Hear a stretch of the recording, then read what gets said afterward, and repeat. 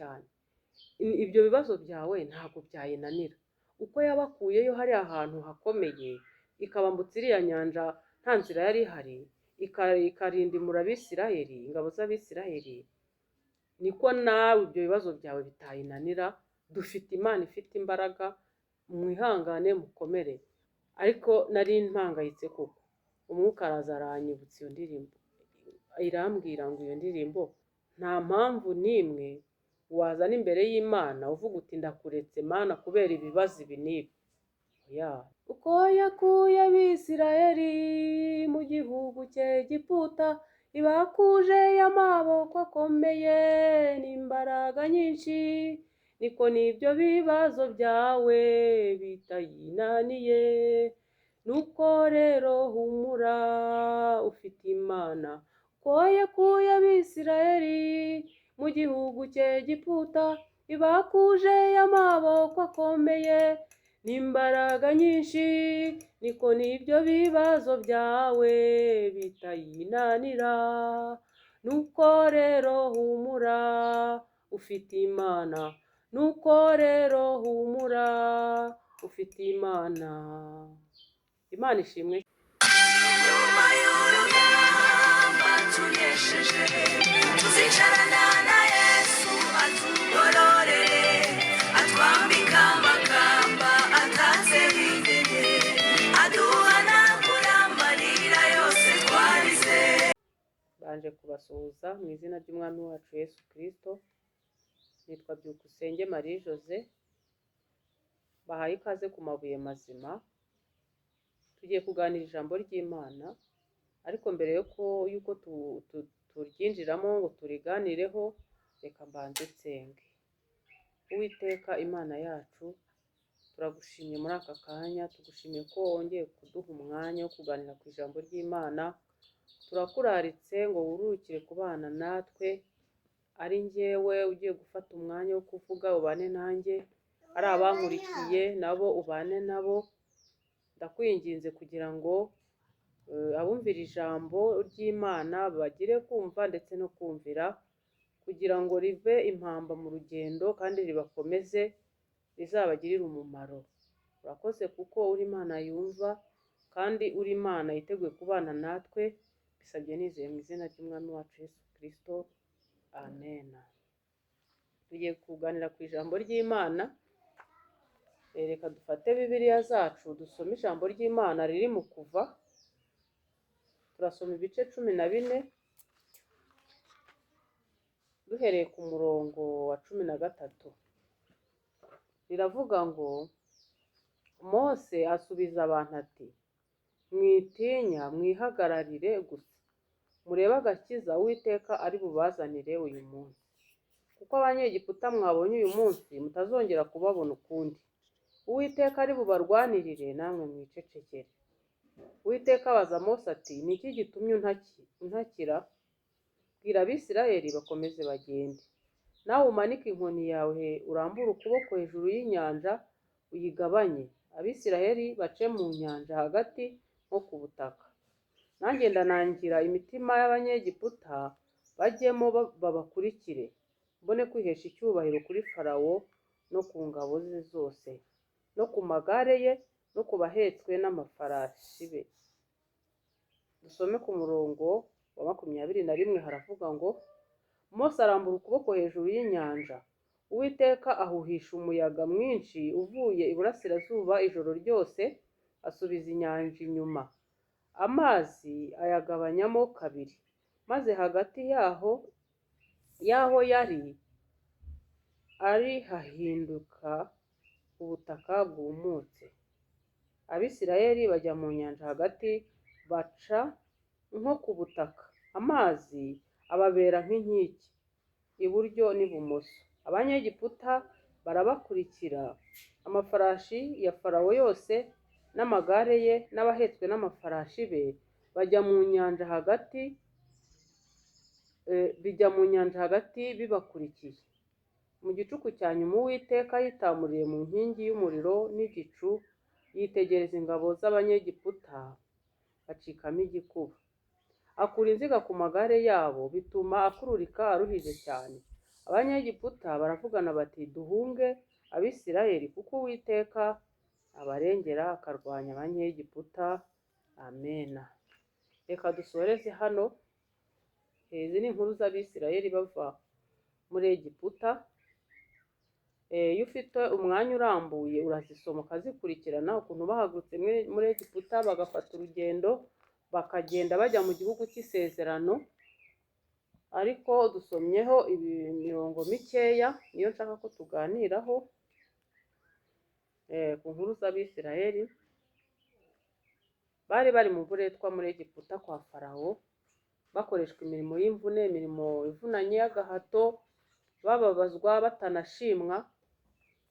Ariko Uwiteka abirebye apanga kubakiza, apanga kubakura muri Egiputa ngo abajyane mu gihugu cy'isezerano. Nibwo rero nyine yakoresheje Mose, bahaguruka muri Egiputa baragenda bafata urugendo. Ariko rwari urugendo rukomeye rukakaye, bararugenda. Nirwo tugiye kuganiraho. Hari aho bageze bagera ku nyanja, Imana ikora igitangaza barambuka. Bakomeza urugendo rwabo. Ariko reka mbere yo kwinjira mu ijambo neza uko rimeze tuganire. Ubundi muri Egiputa kwa Farawo hagereranywa no kwa Satani, bugereranywa n'ubwami bwa Satani. Abanyegiputa rero bakiri mu buretwa kwa Farawo, turabigereranya n'uko twebwe kera twari tukiri abanyabyaha. Tukiri abanyabyaha twari tukiri muri Egiputa, tukiri abakozi ba Satani, Satani akidukoresha uburetwa. Navuga ngo uzarebe, reka mbahe wenda nk'urugero rutoya ku muntu w'umusinzi ukunda inzoga. Burya umusinzi arasinda akagenda agwa, hakabaho n'igihe bumukeraho yaraye mu nzira akinyarira, yagiriwe ubuntu agera mu rugo akarwana. Umusinzi ni byinshi bibi bimubaho, akagwa agakoboka, aho agaruriye akenge buriya muri we akenshi abenshi bifuza kureka inzoga, ariko kubera bwa buretwa bwa Satani bikabananira. Umuntu agashaka kureka inzoga ariko imbaraga zimukura ku nzoga zikabura, kuko Satani aradukoresha uburetwa, kuko Satani aramukoresha uburetwa. Ugasanga umuntu yabaswe n'ingeso mbi y'ubusambanyi, kuri we akumva mu mutima we uwamushoboza akabireka, ariko kubera uburetwa bwa Satani bikanga icyaha kikamubata, akaba umuretwa w'icyaha, Satani akamukoresha. Rero tukiri mu byaha cyangwa iyo umuntu akiri mu byaha, bigereranywa n'uko abisirayeli bari muri Egiputa. Umuntu ukiri mu byaha buriya abakiri kwa Farawo, abakiri kwa Satani. Rero Imana ishimwe yuko hari abantu Imana ikura mu byaha ikabavana mu buretwa bwa Satani, ariko hari n'abakiriyo Imana ibakureyo. Abakiri mu buretwa bwa Satani Imana ibakureyo. Iyo ugiriwe ubuntu ukava mu buretwa bwa Satani, uraza ukaza mu nzu y'Imana, ubwo uba utangiye urugendo. Ni ukuvuga ngo abisirayeli twamaze gusoma inkuru zabo, babayeho bari mu buretwa kwa Farawo, bakoreshwa imirimo y'agahato, bakora uburetwa. Igihe kiragera Imana ibatangiza urugendo rujya mu gihugu cyiza, igihugu cy'amata n'ubuki, igihugu cy'isezerano. Natwe rero buriya mu bundi buryo, iyo ukiri kwa Satani ugikora ibyaha, uba uri mu buretwa bwa Satani. Hari benshi bifuza kuva mu byaha bikabananira kubera Satani, igitugu cya Satani, imbaraga Satani abafiteho, uburetwa bakoresha bikabananira. Ariko iyo ugiriwe ubuntu Imana ikagukura aho hantu, uhita utangira urugendo, ugasiga Farawo, ugasiga uburetwa Satani agutwaza, ugatangira urugendo. Ubwo nyine uba uhinduye ubuzima. Navuga ngo rero muri uru rugendo rugana mu ijuru, ntabwo ari urugendo rworoshye. Ijambo ry'Imana riratubwira ngo ni inzira ifunganye, ntabwo ari inzira yoroshye, ariko birakwiye ko tuyinyuramo. kuyinyuramo biragoye ariko birakwiye ko tuyinyuramo. Abisirayeli nabo batangiye urugendo, bafata inzira baragenda ngo bagera ahantu Farawo bimwanga mu nda. Izi ni inkuru ndende cyane ntago zose nazivugaho aka kanya. Farawo bimwanga mu nda aravuga ati nubwo mbarekuye ngiye kubakurikira mbagarure. Ngo bafata ingabo amagare bibiruka inyuma, ivumbi riratumuka, biruka inyuma y'Abisirayeli. Abisirayeli baza kugenda bagera ahantu, bagera ku nyanja, baravuga bati noneho ingabo za Farawo ziratwishe ziradutwaye.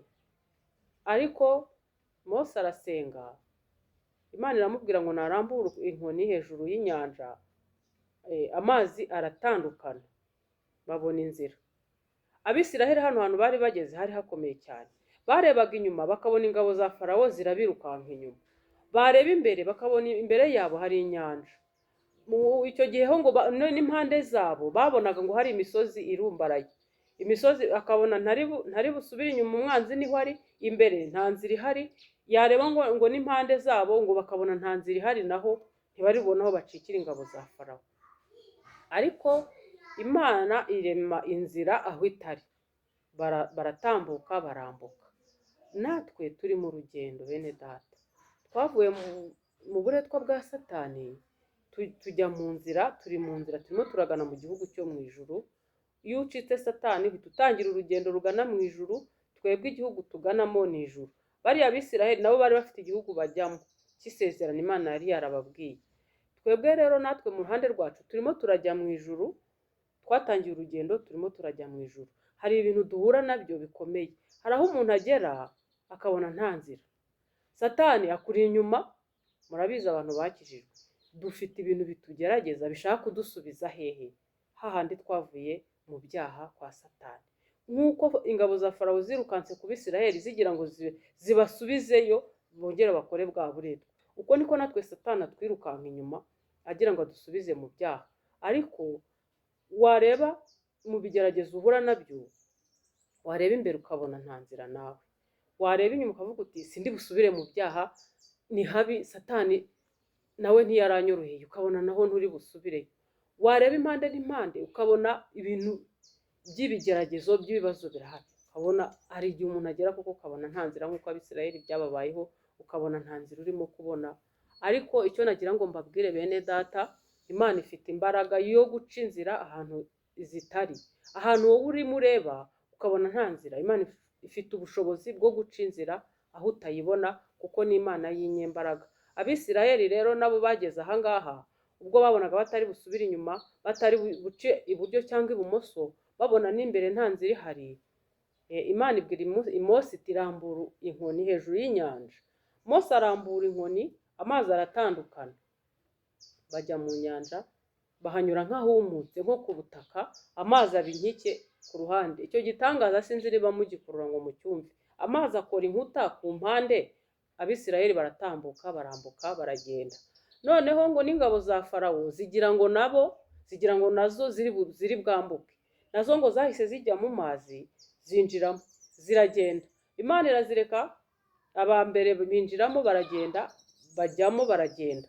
Imana irabacunga, uwanyuma nawe yinjiyemo, umwisirayeli wa nyuma yavuye mu mazi ageze hakurya, n'umwegiputa wa nyuma nawe ageze mu mazi. Ni ukuvuga ngo Imana ibonye ko abanyegiputa za ngabo za Farawo ziri mu mazi zose ziri muri ya nzira, Imana ibwira Mose iti ongera urambure inkoni. Arongera arambura inkoni, y'amazi arasubirana, arengera yica za ngabo za Farawo. Rero bene data, ahangaha icyo bishatse kutubwira ni iki? Ushobora kugera mu bibazo cyangwa mu bigeragezo ukabona nta nzira ihari, ukabona ntaho kunyura. Ijambo ry'Imana riratubwiye ngo nubwo ubona nta nzira ihari, Imana ifite imbaraga zo guca inzira aho utarimo kuzibona. Ijambo ry'Imana ryatubwiye ngo Mose asubiza abantu ati mwitinya, mwihagararire gusa murebe agakiza Uwiteka ari bubazanire uyu munsi, kuko abanyegiputa mwabonye uyu munsi mutazongera kubabona ukundi. Uwiteka ari bubarwanirire, namwe mwicecekere. Bene data, ijambo ry'Imana riratubwiye ngo mwitinya, nimwicecekere. uwiteka ari bubarwanirire uyu munsi, muhagarare murebe agakiza uwiteka ari bubazanire. Rero mwe gucika intege, uwiteka afite imbaraga zo guca inzira aho tutazibona, kandi uwiteka afite imbaraga zo guhangana na Satani utwirukanka inyuma. ngo uwiteka ari bubarwanirire namwe mwicecekere. Ikintu mbasabye ni ugukomeza imbere, nta gusubira inyuma, nta gukata ku ruhande iburyo cyangwa ibumoso. Imana iratubwira ati mwitinya, mwihagarare gusa murebe agakiza uwiteka ari bubazanire. Kuko hano ku murongo wa 15 ijambo ry'Imana iratubwira ngo uwiteka abaza Mose ati ni iki gitumye untakira? Bwira Abisiraheli bakomeze bagende. Natwe rero mu bibazo duhura nabyo muri uru rugendo, ni iki gituma dutaka? Dukomeze. Ikintu uwiteka dusaba ni ugukomeza imbere tukagenda, kuko afite ububasha bwo guca inzira aho twe tubona zitari, kandi afite n'imbaraga zo kunesha udukurikiye ari we Satani uhora utwirukanka inyuma agira ngo adusubize muri Egiputa. Afite imbaraga zo kumurimbura. Hari igihe tutazamubona ukundi, hari igihe ingabo za Satani na Satani umwami wazo tutazababona ukundi, hari igihe ibyabo bizarangira, tuba amahoro, igihe cyabo kirangire. Imana ishimwe cyane. Imana ishimwe kuko yadukuye muri Egiputa aho Satani yicira abantu. Imana ishimwe ko yadukuye mu buretwa bwa Satani, mu byaha, ikaduha agakiza. Ariko ndabwira nawe utarakizwa, nkubwira nti birakwiye ngo uve kwa Satani, birakwiye ngo ureke Satani wihane ibyaha, utangire urugendo, uze dukomezanye tuzagere mu ijuru amahoro. Rero Imana ifite imbaraga zo guca inzira tugatambuka tugakomeza. Imana itugirire neza. Kera twiga segonderi hari indirimbo twajyaga turirimba ivuga kuri izi nkuru z'Abisiraheli, ivuga ngo bashira ubwoba bose baragenda. Reka nyiririmbeho gatoya, nkunda kuririmba. Twararirimbaga ngo abana b'Isiraheli mw'Egiputa bararuhijwe cyane, kubw'ubuntu bw'Imana ituma Mose w'abarokore bose, bashira ubwoba bose baragenda, barataha muri gakondo yabo, bavuye mu bubata. Bashira ubwoba bose baragenda, barataha muri gakondo yabo, bavuye mu bubata. Amen. Imana ishimwe. Bashira ubwoba. Namwe rero mbifurije gushira ubwoba. Mushire ubwoba tugende, mushire ubwoba mukomeze inzira tugende, dutahe muri gakondo, dutahe iwacu mu ijuru, tuzagera iwacu amahoro. Nubwo urugendo rukomeye, ariko Imana ifite imbaraga zo guca inzira aho tutazibona. Mukomere mu rugendo nk'uko Abisiraheli byagenze, bashize ubwoba baragenda. Bamwe hari abataritwaye neza mu nzira bagwamo, ariko hari abageze mu gihugu. Mukomeze rero nk'uko iyi ndirimbo maze kuririmba ivuga, bararuhijwe cyane nyine, ariko byageze aho bamwe bashira ubwoba barakomeza baragenda, bataha muri gakondo yabo. Imana ishimwe. Navuzemo hagati ngo hari ibibazo, babonaga impande n'impande batakata iburyo cyangwa ibumoso kubera ibibazo. Natwe kubera imisozi, natwe muri uru rugendo imisozi igereranywa n'ibigeragezo cyangwa se n'ibibazo duhura nabyo. Imana rero ifite imbaraga ku bibazo duhura nabyo. Imana ifite imbaraga, ubwo ndimo ndabibabwira mvuga ngo ifite imbaraga ku bibazo duhura nabyo. Ntabwo bigombye kuba impamvu yo gutuma tureka inzira, ntabwo ibibazo duhura nabyo ari impamvu yo gutuma duta inzira twatangiye, ngo dutane iburyo cyangwa ibumoso, ahubwo dukomeze imbere. Abasirikare bakunda kuvuga ngo songa mbere. Dukomeze imbere natwe, twe gucika intege. Hari indi ndirimbo korali yanjye yitwa Abakozi b'Umwami twajyaga turirimba, ivuga ngo, nayo ni iy'Abisiraheli, nayo ndayikunda, sinzi nayo, reka nyiririmbeho gatoya, ni akantu gatoya. Yaravugaga ngo uko yakuye Abisiraheli mu gihugu cy'Egiputa, ibakuje y'amaboko akomeye n'imbaraga nyinshi, niko n'ibyo bibazo byawe bitayinaniye.